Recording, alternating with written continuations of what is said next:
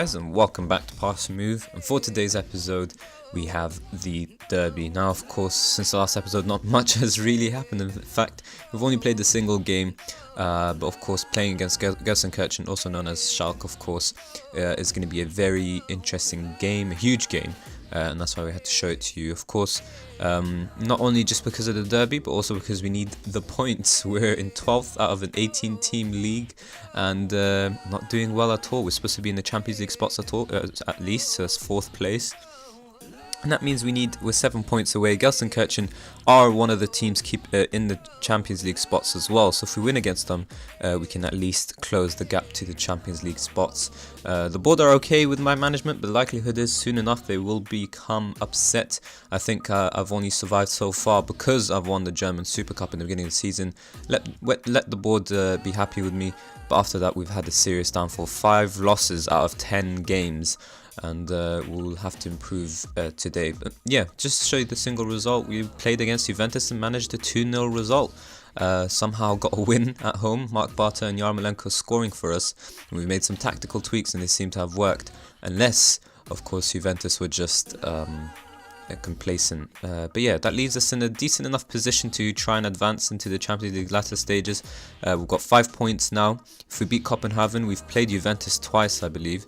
A win against them and a loss against them, I think. So really, I just have to beat Copenhagen and Basel to, in particular Copenhagen, of course, and to advance to the latter stages of the Champions League, which is my expectations, or the board's expectations at least, of getting a Champions League knockout stages.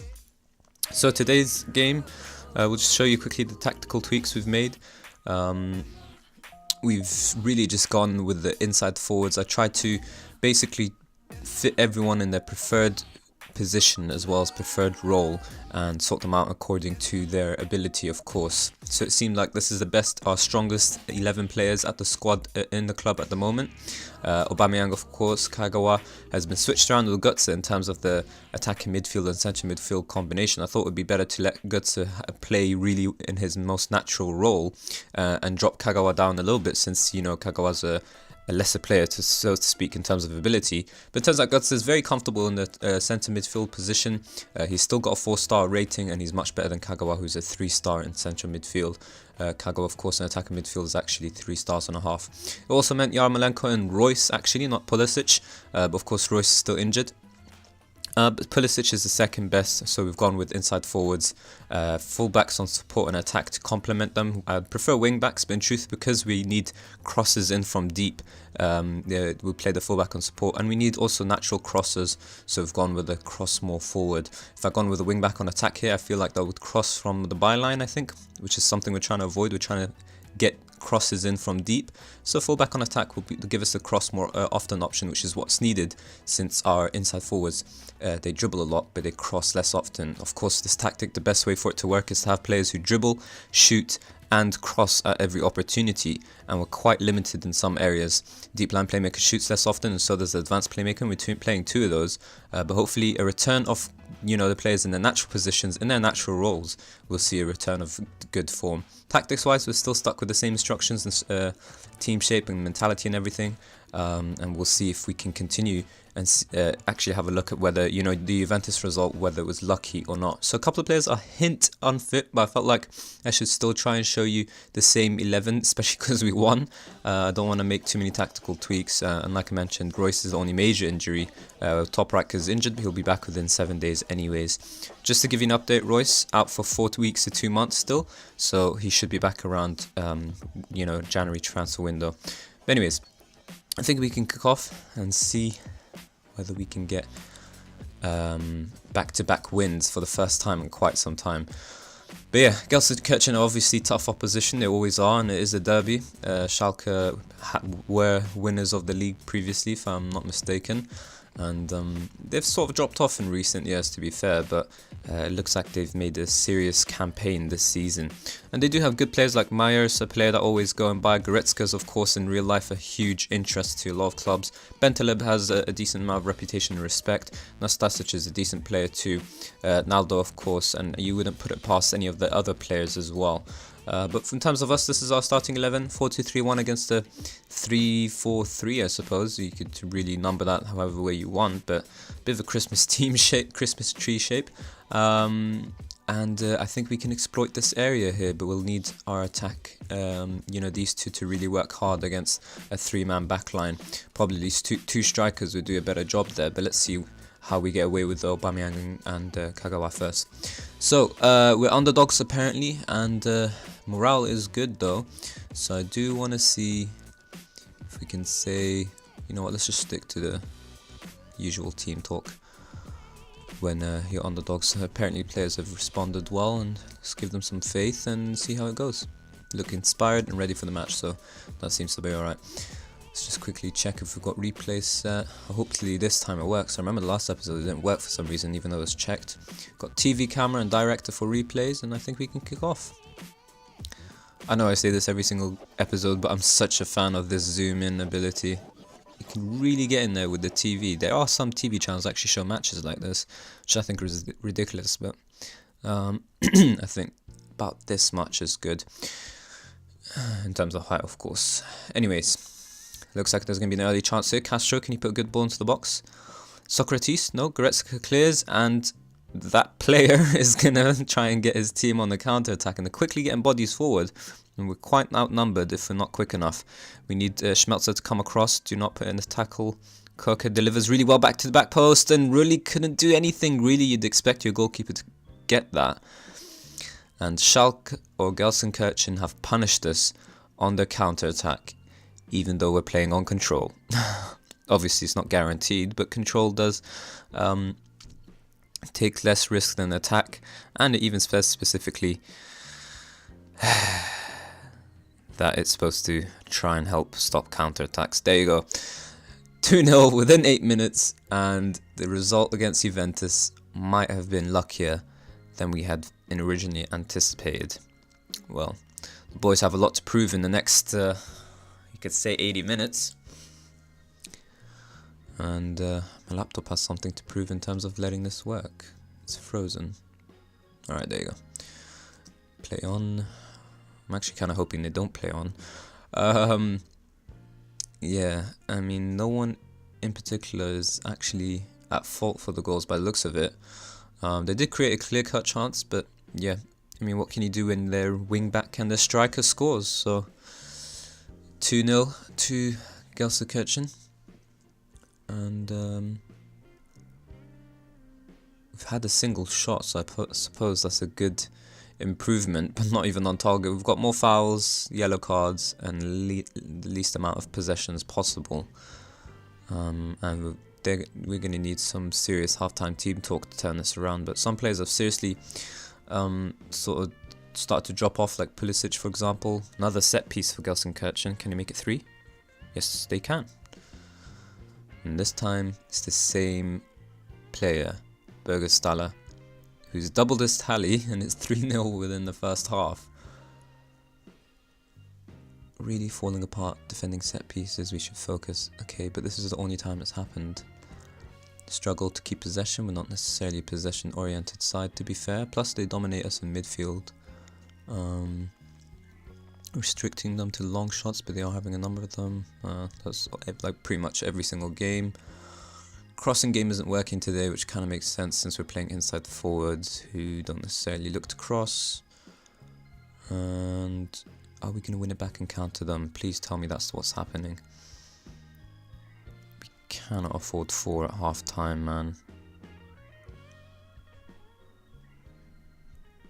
I mean, seriously, the tactics can't be that bad. I guess they can be. 4-0 for Gelsenkirchen. And this is as embarrassing and humiliating as it comes. Thankfully, we're not at home to make that result even worse than it is. But shambolic. Seriously shambolic. I mean, I don't know how to explain this in any other way. You beat Juventus 2-0 and then you lose to Gelsenkirchen 4-0. And you'd obviously argue that Juventus are the better team. But half time, so if we turn this around, I might just quit Football Manager, because I don't think it gets any better than that. But yeah, appropriate response is really the aggressive team talk. Fired up is all nice. They're going to probably say that they want to walk through walls and whatnot, but yeah, players ready to walk through walls, but the likelihood of them turning around this result is as likely as us winning the league at this point. Go into attacking and see if that helps anything, but it's unlikely. Pulisic, what can the American do? Götze, Kagawa, taken down by Bentaleb. Our squad is so unbalanced, our tactics is forced to be unbalanced, and I feel like it's going to get to the point where I will lose my job for it, but knowing, you know, I think I've basically learnt my lesson, so from now on I will sacrifice ability for the sake of balance. If we kept Rode, who's a ball-winning midfielder, that would have made more sense, and you know, just made some tactical tweaks, I suppose, where we'd be able to be a bit more solid defensively, and that way we could be a bit better going forward. Having said that, Gelsenkirchen are going forward once more. Koke, easy ball out, and that's 5-0. And what can we do to stop this? Let's play with inverted wingers and see what happens. Don't think this is going to help us though.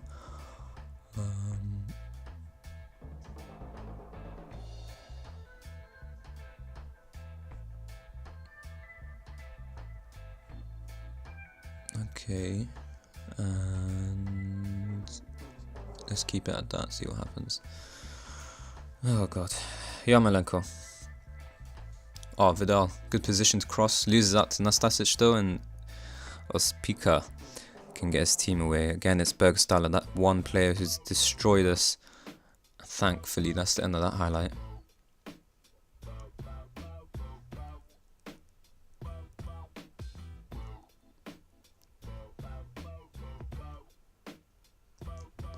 Just gonna see if this makes any type of difference. Getting rid of Mark's specific position. I feel like everything went downwards once I've actually done that. But a lot of things have gone wrong, so it's tough to pinpoint. Kagawa though finds Aubameyang through really well. Can he finish is the question. I never should doubt Aubameyang. 1-0, well, I would have loved it if it was 1-0, but it's actually 5-1 to Gelsenkirchen. We've gotten our first goal finally in the 50th minute. Okay. A bit silly that we've gone into inverted wingers instead of inside forwards by the looks of it, but let's see what happens. Can we win the ball back? Whoa. Okay, that would have been some seriously questionable defending. But anyways, Kagawa can set us through. It's 4v4, but the Schalke get their men back, and Yarmolenko does well to find Götze, who's a bit free, and he goes back to Vidal on the same flank. Yarmolenko working well this game. Once more on the ball. Good delivery into the box, but Spahik? That can't be a name. Well, either way, really on the ball for the team. We've had 2 half chances, so top performance from everyone. Back to Castro. Okay, looked like he was going to lose it for a second, but Vidal can help us exploit Schalke for a moment there at least, but Kagawa's on the ball now and he does well to find Aubameyang. Pulisic takes his man on, shoots, and it's just wide. We will need better than that. If we score 2 more, that's respectable. I don't know how Pulisic has a 5.9 when he's not even been defending. I don't think he's even made any errors. I have to take him off for sure. Bring on Schürrle. And there's a bunch of players that we could seriously take off here. So we're trying to stick to attacking ones. Götze. Let's take off Götze for the Hood. And really the only attacking change left is either Philip or Gonzalez. Aubameyang's got a goal, so it's likely they'll bring on Philip a little later on for Yarmolenko. But anyways, set piece delivery. Guts. Was almost going to fall in our favour, but it doesn't, and Schmelz has got the ball. Back to Götze. Barter. Castro loses out, and instead it's Bergstaller who's going to get Schalke on the counter-attack once more. For a team who've created 2 clear-cut chances, to have scored 5 goals is incredible, and this is their 3rd clear-cut chance, and thankfully, really, I think finally makes a save for the first time today. But yeah, let's see. Anyways, looks like that Christmas tree formation's really worked out for them, but 4-4-1-1 has seemed to have brought out a better bit to our game, I suppose. I think it makes a bit more sense since we're playing a deep line playmaker and an advanced playmaker. If we're playing a 4-2-3-1, it's a bit too attacking, I suppose, and playing inverted wingers might help us a bit, so we'll probably drop our players in for inverted wingers permanently. It also helps that inverted wingers don't necessarily cross less often. They don't necessarily cross more, but they don't cross less often either, so it's a bit of a balanced approach, and I think that helps us a bit more than inside forwards do. Having said that, Schalke have still looked as dangerous as ever. Koke is on the ball for his team, easily finds Meyer, and he ridiculously easily finds his teammates. A hat-trick for their striker, Berg Staller, and 6-1 is as bad as it gets, and you can assume that the board are going to ask what on earth is going on. Oh, okay, this kind of makes sense now. Rulli's had a 5.8 rating for performance. Castro, I'm starting to think I should just play him as a standard goalkeeper in truth. When I bought him, he was comfortable with the sweeper-keeper role. He's got the attributes for it, but just not doing the job.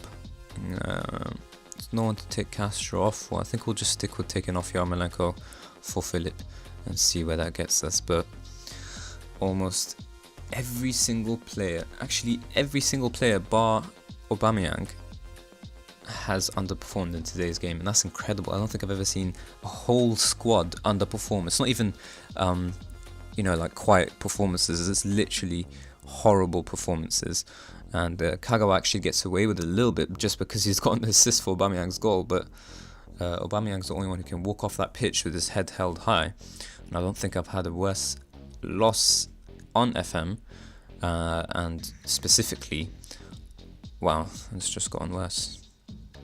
Specifically also on camera, 7-1 to Gelsenkirchen, and if this save isn't over, or this career isn't over after this, then I'd be very surprised. I think the board will definitely have a word with me, considering where that leaves me in the league, and I think we're really coming up to the half-point period of the German First Division, which means that, that's when boards normally try and consider your position and see how you're performing. And I don't think the German Super Cup, as good as it was to win it, would help me stay in my job any longer than this. They're gonna have a word and probably set me a points target, like they do. About 5 games time, probably ask for about 15. Not 15. Sorry, that's a bit much. They normally ask for about 12 points. So you the most you can afford is a loss or 3 draws. Or not even 3 draws, is it? It's 2 draws? Or is it even 1? I think it's 1 draw and that's it. A draw or a loss, anything short of that, and I would likely lose my head. But let's see what the boards say after this. 7-1. I honestly never think I lost this bad, and I can't tell them off after that. They must be fuming themselves. Already told them off at halftime anyways. It's not going to do any good telling them off once more. The morale's hugely dropped since the start of the game, where they were all very good or quite good or even excellent, I think, some of them, and now it's just fairly poor, fairly okay, quite poor, and so on and so forth. So let's see what happens.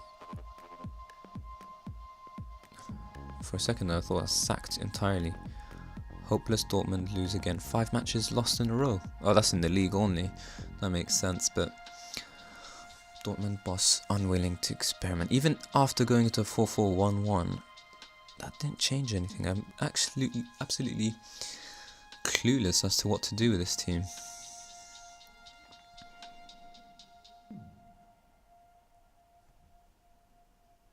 I'm going to have to reconsider everything and see whether we can try and get some balance to the squad. Since the board haven't actually spoken to me, maybe I can still respond. But 13th in the German division, we're closer to obviously getting relegated than we are to actually get promoted. But yeah, let's see whether some more tactical tweaks can help us. And this is how the season looks so far, just very disappointing. But anyways, that's the fixture for November. So in terms of when we'll be back, it'll have to be in a December game. We've got a couple of them here: Augsburg, Copenhagen, Bremen, Hoffenheim twice, and that's kind of it. So we might actually show you the Copenhagen game probably if the Basel one, if we win it. I'm assuming the Copenhagen one will be the decider for the Champions League. If not, we'll show you probably one of the Bremen might be interested to show you, or even Hoffenheim, and we'll see. But obviously January transfer window comes around, we'll try and look to make some changes and see whether that helps our season as well. But anyways, in terms of the episode, I think that's kind of it. So if you did enjoy the episode, of course, please do hit the like button and subscribe for more Daily Football Manager 2018 content. And as always, guys, thank you all very much for watching.